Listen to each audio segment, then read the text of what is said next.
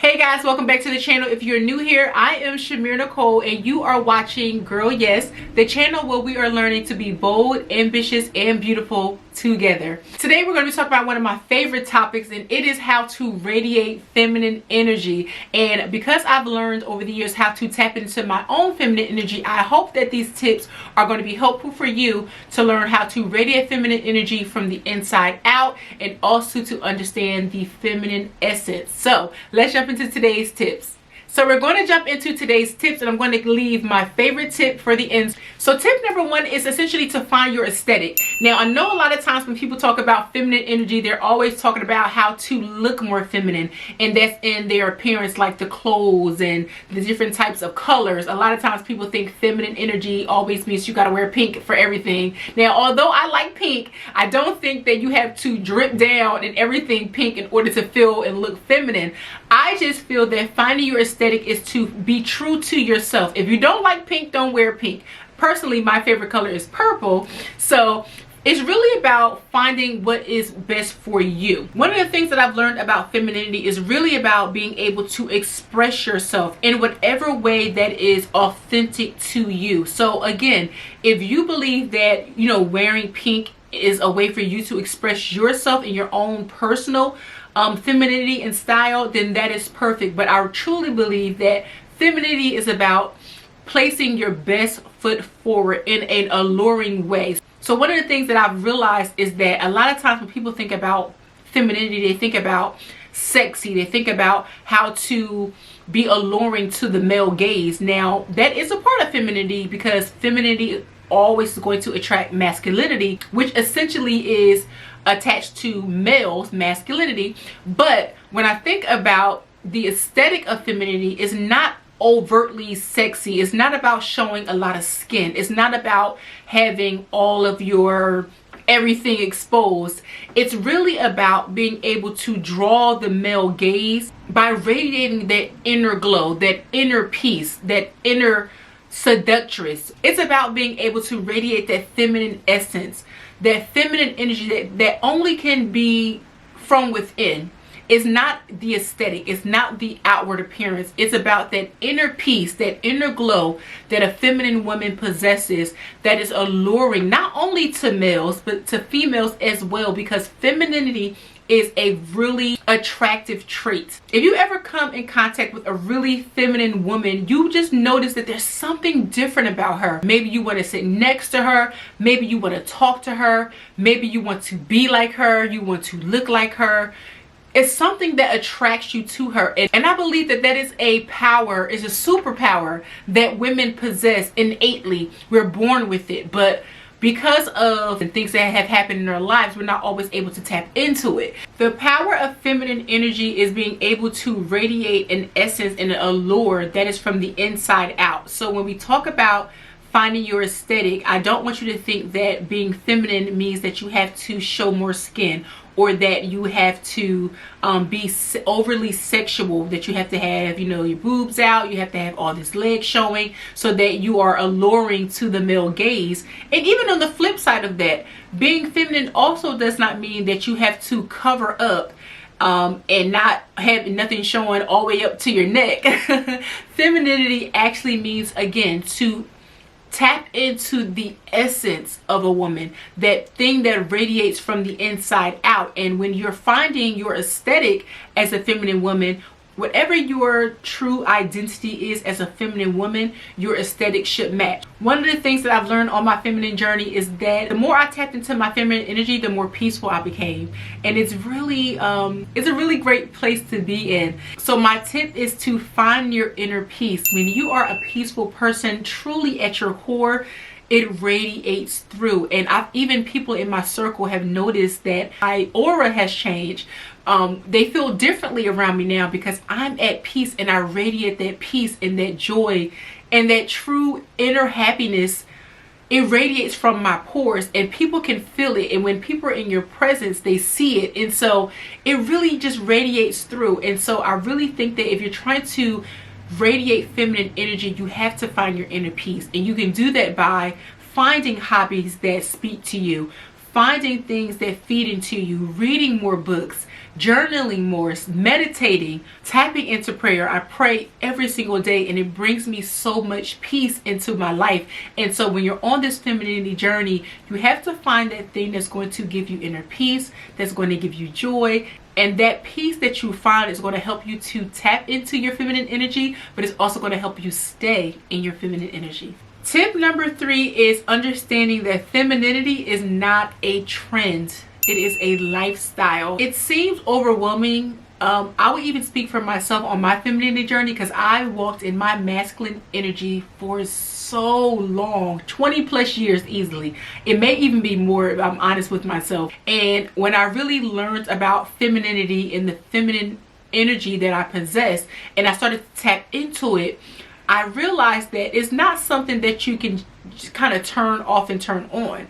It's something that I had to make a lifestyle. And so I started to be really intentional about the things that I would do throughout my day. And so I want to talk about some of the benefits of making femininity a lifestyle. So the first is I realized that the more feminine that I became, the more help I started to receive. Now, I was under the impression that I didn't need help because I was always walking in my masculine energy. And I was like, I can do it myself. I don't need nobody. And so the more I was in my feminine energy, the more people were willing to help me. And a part of being in my feminine energy was allowing people to help me.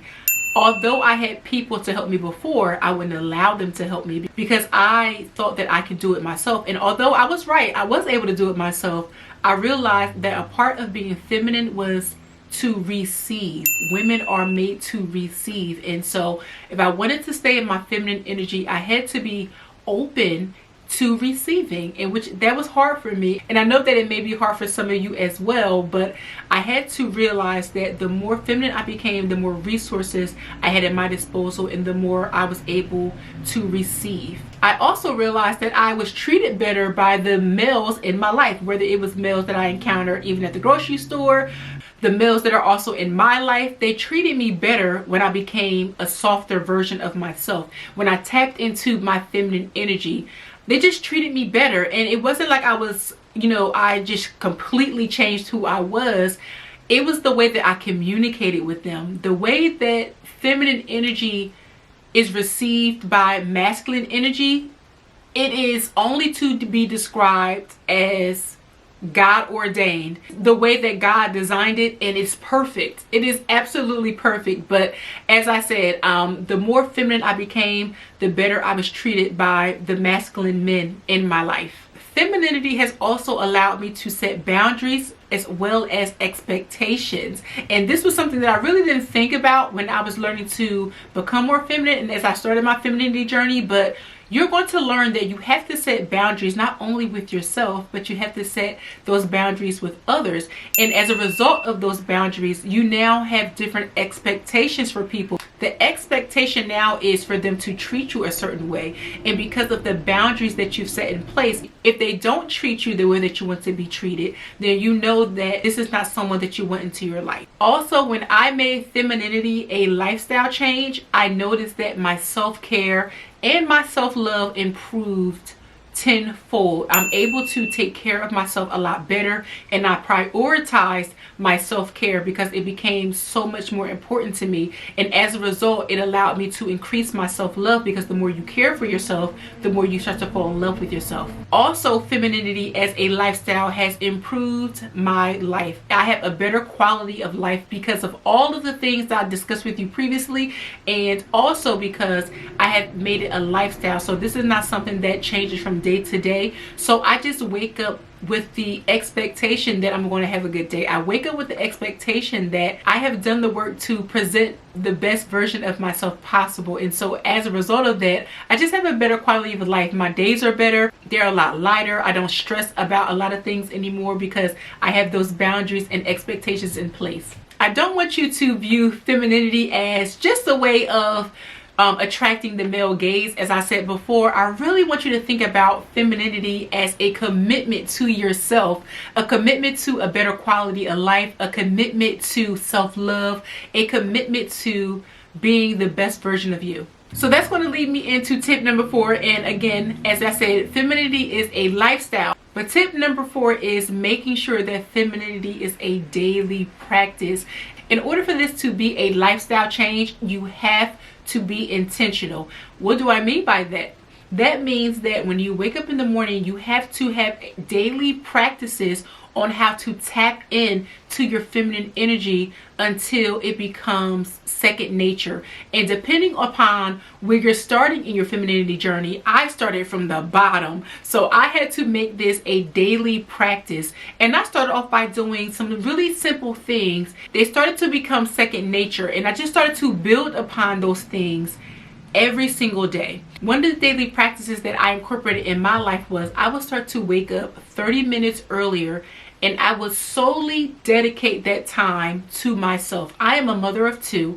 I am also a small business owner. A lot of my day is focused on making sure that the children are okay, making sure that my business is running smoothly, making sure that I'm attending to other people.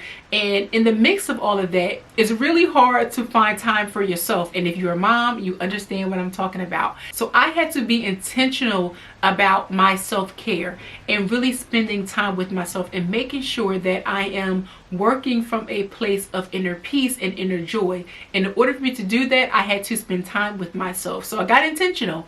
I would wake up 30 minutes in the morning, and that was my time to do my journaling. That was my time to pray. That was my time to enjoy my cup of coffee or my cup of tea without any distractions, focusing solely on me and the things that gave me joy. And that was a perfect way for me to not only start my day, but also for me to get in touch with that inner child, to get in touch with that inner peace, and to understand what it felt like to just take care of myself without any distractions. And for me, that helped me to tap into my softer side. And so when I started to incorporate this, I noticed that my children also noticed it as well, because typically, so prior to this, I would go to bed late, I would wake up grouchy, and that would start the tone for my day. And then I would notice that the kids would either be late for school or they would be on their phones in the morning, and then I would be yelling, and it's 8 o'clock in the morning and the kids already got yelled at, the dog then peed on the floor, and I just was in such a negative space. And because I was in a negative space, I noticed that I was tapping into my masculine energy, and that is not how I wanted to start off my day. And I knew that I had to change that. I took those 30 minutes each morning to really tap into my softer side, really to feed into myself, pray, meditate, and journal, and just to practice gratitude. And that helped me to tap into my feminine energy. And that helped me to be intentional about staying in that energy, staying in that soft space throughout my day. And we've reached tip number 5, and I believe that this is one of the most important things that you're going to learn on your femininity journey. And this was something that my grandmother used to always say: it's not what you say, it is how you say it.